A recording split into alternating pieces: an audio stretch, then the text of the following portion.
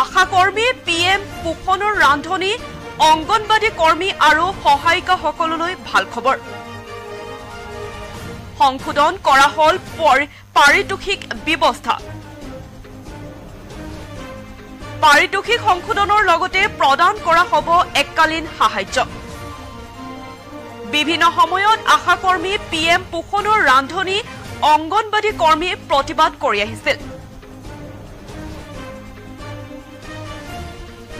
আৰু তাৰ পিছতে এতিয়া চৰকাৰে পাৰিতোষিক সংশোধনৰ কাম হাতত লৈছে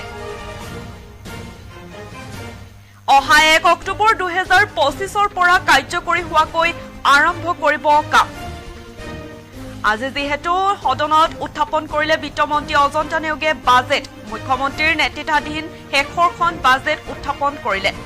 আৰু এই বাজেটত আশাকৰ্মী